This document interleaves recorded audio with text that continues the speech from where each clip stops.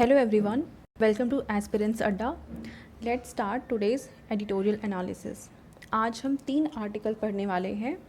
First है sweating the small stuff, second है evidence of how little the judiciary had learned, and third a reform wave Lakshadweep could do without.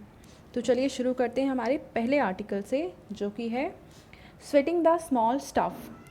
तो recently Friday को GST council की एक meeting हुई है, जहाँ पे कुछ चीज़ें डिस्कस हुई हैं, कुछ चीज़ें की गई हैं और कुछ चीज़ें नहीं की गई हैं. उसके बारे में राइटर इस आर्टिकल में डिस्कस कर रहे हैं. तो देखिए, lower the interest levied on late payments for recent months. फ़िलहाल कुछ भी पेमेंट्स हम कर रहे हैं और उस पर जो इंटरेस्ट लगाया जा रहा था उसको कम करने की बात इसमें कही गई है. और जो कंप्लाइंसेस हैं, जिनके साथ कुछ ऐसे रेगुलेशंस हैं जिनके साथ हमें कंप्लाई करना होता है, तो उसमें भी उस टाइम लिमिट को एक्सटेंड किया गया है. यानी हमें पेमेंट्स एंड इंटरेस्ट के रिगार्डिंग छूटें दी गई हैं. इसके अलावा जो डिस्कशन होना चाहिए था जीएसटी के अंदर फ्यूल वगैरह को लाने के लिए, जैसे कि ऑयल के प्राइसेस हैं, फ्लक्चुएट करते हैं, काफ़ी बढ़ते हैं घटते हैं, तो इसलिए जीएसटी के अंदर अगर फ्यूल प्राइसेस को लाया जाएगा तो मे बी उसमें कुछ कंट्रोल लाया जा सके, पर इस पर कोई डिस्कशन नहीं हुआ है. सेकेंडली, ये जो सबसे ज़्यादा जिस चीज़ की उम्मीद थी कि जो कोविड एसेंशियल्स आइटम हैं उनमें चेंज किए जाएंगे, टैक्सेस को लोअर किया जाएगा, पर ऐसा कुछ नहीं किया गया है. यानी कोविड एसेंशियल्स पे जो टैक्सेस हैं उनको कम नहीं किया गया है. बजाय इसके ग्रुप ऑफ मिनिस्टर्स फॉर्म किए गए हैं जो कि आगे बताएंगे कि कितना रेट्स कट किया जाना चाहिए, किन किन आइटम्स पे रेट कट किया जाना चाहिए और किस तरीके से रेट को कट किया जाएगा और कितना कट किया जाएगा, ये ग्रुप ऑफ मिनिस्टर्स डिसाइड करेंगे. फिर है GST breaks offered on free Covid related imports. यानी अगर हम कोविड रिलेटेड कुछ भी चीज़ें इंपोर्ट करते हैं और उसको डोनेट करते हैं स्टेट गवर्नमेंट को, तो ऐसे आइटम्स पे हमें जीएसटी हमसे नहीं ली जाएगी. यानी यहाँ पे जीएसटी को एग्जेम्प्ट किया गया है. अब ऐसे में देखिए, जब 2017 में जीएसटी को इम्प्लीमेंट किया गया था तब स्टेट्स ने कंसर्न दिखाए थे कि उनके रिवेन्यू के काफ़ी सारे सोर्सेज उनसे छिन जाएंगे और स्टेट्स को काफ़ी लॉस होगा इससे. तो इसके कंपनसेशन, इन चीज़ से कंपनसेशन देने के लिए सेंटर ने स्टेट को ये कहा था कि अगले 5 इयर्स तक इन्हें ये कंपनसेशन फ़ंड प्रोवाइड करेंगे. बट फ़िलहाल पेंडेमिक का टाइम है और इस वजह से सेंटर के पास खुद के पास पैसे नहीं हैं, यानी रिवेन्यू नहीं है, उनके पास फ़ंड नहीं है. तो ऐसे में कंपनसेशन प्रोवाइड करना स्टेट्स को इनके लिए पॉसिबल नहीं हो पा रहा है. तो अब स्टेट्स ने ये डिमांड करी है कि इन्हें अलाउ किया जाए कुछ चीज़ों पर सेस, जिससे ये लगा सकें और रिवेन्यूज़ जनरेट कर सकें. पर इन्होंने डिमांड तो करी है, पर जीएसटी लाने का मेन पर्पज़ ही यही था कि जो अलग अलग टैक्सेस थे, जो सेस थे, उसको ख़त्म करके एक tax, one nation one tax का प्रोविज़न लाया जाए. तो जीएसटी का जब प्रोविज़न ही है कि इन सेस को, इन टैक्सेस को ख़त्म करना, तो उसके अगेंस्ट जाते हुए वापस से सेस को लगाना, ये कितना सही है या इस पर ऐसा किया जा सकता है या नहीं किया जा सकता, वो देखने वाली बात है. पर कुछ स्टेट्स ने डिमांड रखी है सेंटर के सामने इस काउंसिल में. तो ये था पूरा मैटर जो हमने यहाँ पे डिस्कस किया. अब आगे क्या होता है, टैक्सेस को कम किया जाता है या नहीं किया जाता है कोविड मटेरियल्स वगैरह पे, या कितना किया जाता है, देखते हैं. फिर अब इस ग्रुप ऑफ काउंसिल हैं, उनकी ग्रुप ऑफ मिनिस्टर्स जो हैं उनकी क्या आगे बातचीत चलती है और वो क्या डिसीजन लेते हैं. तो जब भी ये डिसीजन लेंगे या जो भी होगा फिर हम इसको फर्दर डिस्कस कर लेंगे. सेकेंड आर्टिकल है evidence of how little the judiciary has learned. तो फिलहाल देखिए, लोअर कोर्ट ने तरुण तेजपाल को एक्विट किया है एक ऐसे केस में जिसमें ये अक्यूज्ड थे और इन पे एक महिला ने रेप चार्जेस लगाए थे. तो लोअर कोर्ट ने इन्हें एक्विट कर दिया है और उन्होंने ऑब्ज़र्व किया है कि जो यहाँ पे रेप सर्वाइवर हैं उनका बिहेवियर या कंडक्ट है ऐसा नहीं है जैसा कि एक रेप सर्वाइवर का होना चाहिए. ये कोर्ट के जजमेंट में ये कहा गया है कि जो ये सर्वाइवर हैं उनका बिहेवियर वैसा नहीं है जैसा होना चाहिए एक रेप सर्वाइवर का. तो इस चीज़ को यहाँ की जो राइटर हैं वो क्रिटिसाइज़ कर रही हैं और ये कह रही हैं कि कोर्ट का एक प्री कंसीव आइडिया है, एक नोशन है कि एक रेप सर्वाइवर है या एक विक्टिम है तो उसको ऐसे ही रहना चाहिए, ऐसे ही बिहेव करना चाहिए, जिसको ये गलत बता. तो जो ऐसे केसेस होते हैं उनमें जो विक्टिम्स हैं उनकी बातों को, वो जो क्या कह रही हैं, क्या एक्सप्रेस कर रहे हैं, क्या उनके साथ हुआ है, वो जो बता रही हैं, इन पूरी बातों को काफ़ी सीरियसली लिया जाता है, उसको सच माना जाता है और उसके बेसिस पे केस को आगे बढ़ाया जाता है। पर इस केस में ऐसा हुआ है कि जो विक्टिम है वो जो भी बता रही हैं या उनके कलीग्स हैं जो या उनके फ्रेंड्स हैं जो उनकी बातों में सहमति दिखा रहे हैं कि हाँ ऐसा हुआ था इनके साथ, इन्होंने उस समय भी हमसे ये चीज़ें शेयर करी थी, उन चीज़ को कोर्ट ने डिसमिस कर दिया ये कहते हुए कि ये सारे इनके रिलेटिव्स या फ्रेंड्स हैं, तो किसी तरह से इनसे जुड़े हुए हैं, तो इनके कहने में जो भी ये कह रहे हैं इनमें बाइसेस हो सकते हैं। और दूसरी तरफ जो तरुण तेजपाल की सिस्टर या फ्रेंड है उनकी बातों को माना जा रहा है, उनमें इन्हें बायस नहीं दिख रहा है लोअर कोर्ट को, ऐसा राइटर कहना चाह रहे हैं। और इस केस में ऐसे बहुत सारे लॉज हैं, प्रोविजंस है जिसका हनन हुआ है, जिसके अगेंस्ट चीज़ें की गई हैं और मतलब जो यहाँ पे विक्टिम है उनको सिंपैथी ना देने की बजाय जो यहाँ पे अक्यूज्ड हैं जिन्होंने गलत किया है उनको सिंपैथी दिखाई जा रही है कोर्ट के द्वारा। और जो ये जजमेंट दिया गया है वो एक लेडी जज है उनके द्वारा दिया गया है।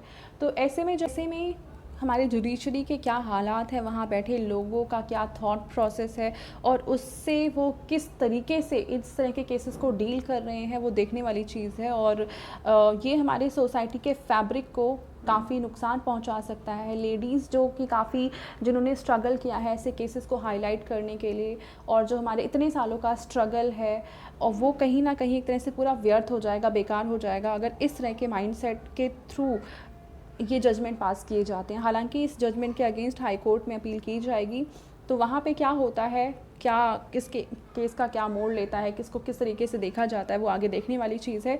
पर फिलहाल जिस तरीके से यहाँ पे विक्टिम को सिंपैथी ना दिखाते हुए अक्यूज्ड को सिंपैथी दिखाई गई है, विक्टिम्स के सारे क्लेम को मना कर दिया गया है, डिसमिस कर दिया गया है, और कहीं ना कहीं ये प्रो अक्यूज्ड हम कह सकते हैं ये केस चलाया जा रहा है जिस तरीके से चलाया गया है, तो इसको यहाँ पे राइटर ने क्रिटिसाइज़ किया है।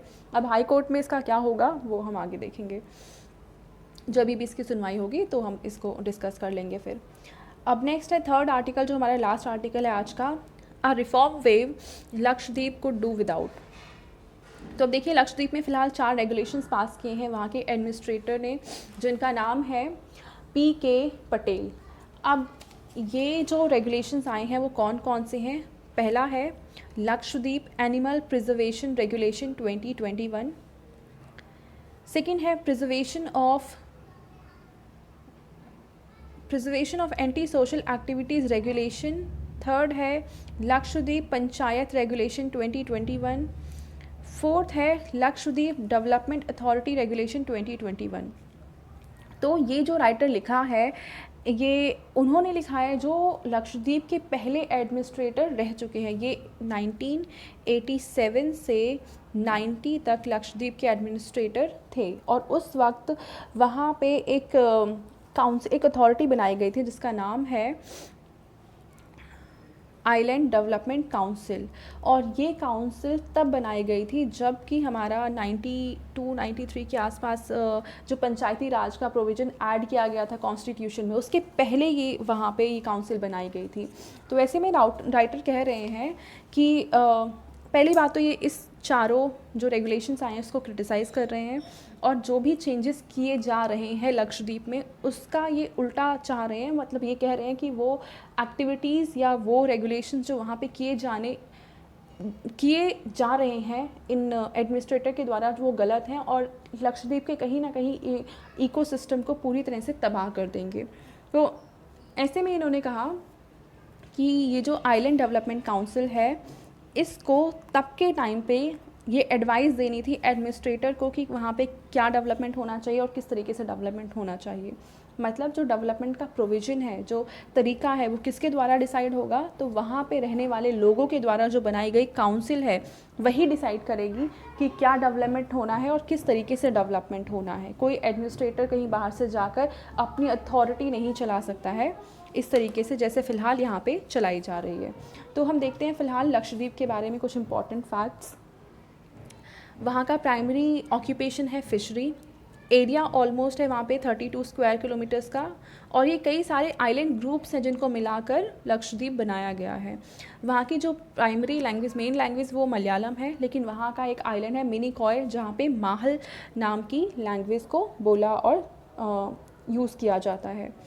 और वहाँ की जो सोसाइटी है वो मैट्रियार्कल सोसाइटी है, यानी मातृ सत्तात्मक, यानी जो मेन पर्सन है फैमिली में, जैसे हमारे यहाँ पे इंडिया में मेन लैंड में क्या होता है कि पैट्रियार्कल सोसाइटी है जहाँ पे पितृसत्तात्मक यानी पुरुष जो घर का होता है वो हेड होता है, पर इस सोसाइटी में जो महिला है वो हेड होती है फैमिली की।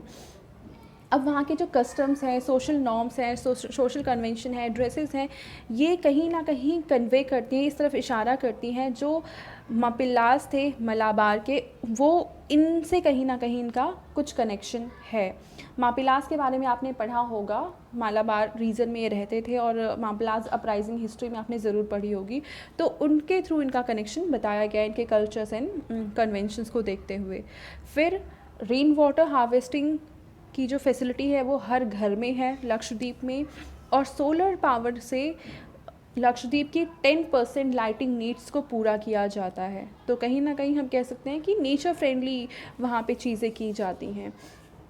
फिर वहीं जो वर्ल्ड बैंक की पॉवर्टी थ्रेशहोल्ड है उससे थोड़ा सा ही हायर है इनका जीडीपी यानी gross domestic product, but still वहाँ पे पुअर लोग नहीं हैं।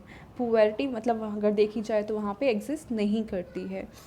फिर यहाँ पे जो कंप्यूटर्स वगैरह हैं सभी आइलैंड्स में 1990 तक ही आ चुके थे, और वहाँ पे ये भी कहा जा रहा है क्योंकि मेन ऑक्यूपेशन आइलैंड का लक्षद्वीप का फ़िशिंग है, तो ऐसे में अगर इनडिस्क्रिमिनेट ट्रॉलिंग की जाती है यानी बिना सोचे समझे अनसस्टेनेबल वे में फ़िशिंग की जाएगी, तो क्योंकि हमारा जो लक्षद्वीप आइलैंड है वो कोरल रीफ से बना हुआ है, तो ये जो कोरल्स हैं वो इंडेंजर्ड हो जाएंगे। तो मतलब इस आइलैंड के इकोसिस्टम को ही एक तरीके से काफ़ी ख़तरा होगा, क्योंकि जो कोरल्स हैं जिनसे ये आइलैंड बने हैं वो ख़तरे में आ जाएंगे। फिर यहाँ पे ये बात कही जा रही है कि मालदीव जो है उसके मॉडल पे लक्षद्वीप को डेवलप किया जाए, पर राइटर इसको भी क्रिटिसाइज़ कर रहे हैं कि मालदीव के तर्ज पे लक्षद्वीप को डेवलप नहीं किया जा सकता है क्योंकि वहाँ के अपने फ्लॉज हैं और जिनको हम लक्षद्वीप में नहीं अपना सकते हैं। और माइनिंग है, exploration of mineral resources could convert island into a hub for cement manufacture. तो अगर वहाँ पे माइनिंग और मिनरल्स का एक्सप्लॉयटेशन होता है तो यहाँ तो सीमेंट का प्रोडक्शन काफ़ी ज़्यादा बढ़ जाएगा इस आइलैंड नेशन में, जो कि इकोलॉजिकली काफ़ी सेंसिटिव एरिया है, और यहाँ पे किसी भी तरह का कोई डिस्ट्रक्शन, नेचर से छेड़छाड़ इस पूरे आइलैंड के लिए खतरा पैदा कर सकता है। As per national health family सर्वे 5 यहाँ की फर्टिलिटी रेट 1.4 है और नेशनल एवरेज जो है वो 2.2 है। नेशनल एवरेज फर्टिलिटी रेट 2.2 है। तो ऐसे में ये जो रेगुलेशन लाया गया है यहाँ के एडमिनिस्ट्रेटर के द्वारा, जो कि है लक्षद्वीप, कहाँ गया, तो यहाँ पे जो ये लाया गया है लक्षद्वीप पंचायत रेगुलेशन 2021, इसमें एक प्रोविज़न ये है कि वो पर्सन जिसके 2 बच्चे से ज़्यादा हैं वो कैंडिडेट नहीं बन सकता है पंचायत इलेक्शंस में। तो इस तरह के प्रोविज़न को लाने की यहाँ पे कोई ज़रूरत नहीं थी क्योंकि यहाँ की फर्टिलिटी रेट ऑलरेडी कम है।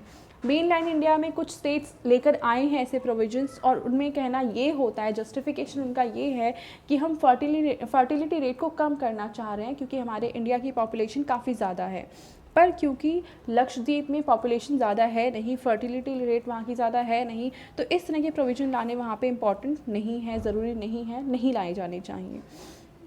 तो यहाँ पे जो राइटर हैं वो कह रहे हैं कि समथिंग सिनिस्टर बीइंग प्लान्ड, कि लक्षद्वीप में जो चेंजेस हो रहे हैं, जो चीज़ें वहाँ पे चल रही हैं, वो इस तरफ इशारा कर रहे हैं कि कुछ ना कुछ वहाँ पे कुछ खतरनाक हो रहा है। अब इनका ये भी कहना है कि जो काउ स्लॉटर पे बैन लगाया गया है, ऐसी टेरिटरी में जहाँ पे काउज़ हैं ही नहीं, जो हैं वो गवर्नमेंट ओन्ड फार्म्स में ही प्रेजेंट हैं, तो ऐसे में ये बिल लाया जाना, इस तरह का प्रोविज़न, सॉरी बिल नहीं, इस तरह का रेगुलेशन लाया जाना, इसका कोई ज़रूरत नहीं थी, इसको बेकार में लाया गया है।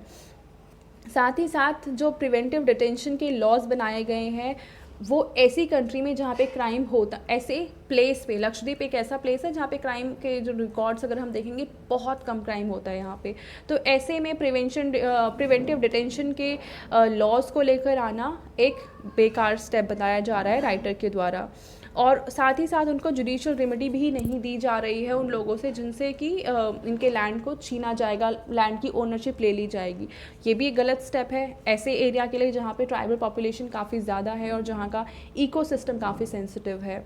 और यहाँ पे ये भी बात की जा रही है कि रोड को काफ़ी वाइड किया जाएगा। तो राइटर का कहना ये है कि अगर इस एरिया में जो सबसे लंबी रोड है वो ही सिर्फ 11 किलोमीटर की है, तो उन रोड को इतना लंबा करने का जो प्रोविज़न है वो भी गलत ही है। तो इस तरीके से जो फ़िलहाल के एडमिनिस्ट्रेटर हैं वो क्या करना चाह रहे हैं इसके थ्रू, वो तो अभी कुछ क्लियर नहीं है, बट आई थिंक ये जो भी प्लान कर रहे हैं वो यहाँ के इकोसिस्टम को, यहाँ के नेचर को, यहाँ की ट्राइबल पॉपुलेशन को काफ़ी ज़्यादा हार्मफुल इफ़ेक्ट इस पे डालेगा, नुकसान पहुँचाएगा। और ऐसा किया जाना फ़िलहाल लक्षद्वीप में बिल्कुल भी यहाँ पे ज़रूरत नहीं थी और इसको नहीं किया जाना चाहिए। वो ऐसे लोग हैं जो नेचर लविंग है, नेचर के करीब रहते हैं, और लक्षद्वीप का पूरा इकोसिस्टम ही ऐसे है जो वर्क करता है उस इकोलॉजी जो है वहाँ की, वहाँ को डैमेज ना किया जाए। कोरल रीफ जो है तो उसको जैसे है उसको वैसे ही रहने दिया जाना चाहिए, वहाँ पे कुछ चेंजेस या डेवलपमेंटल एक्टिविटीज़ नहीं की जानी चाहिए। और मालदीव जैसी एक प्लेस लक्षद्वीप को नहीं बनाया जाना चाहिए, क्योंकि लक्षद्वीप मालदीव के मॉडल को कॉपी करके सस्टेनेबल तरीके से ग्रो नहीं कर सकता है।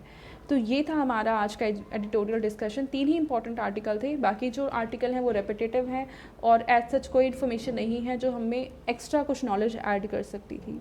तो thank you so much for watching this video, and अगर आपको ये पसंद आई है तो प्लीज़ इसको लाइक करें, शेयर करें एंड सब्सक्राइब करें। Thank you.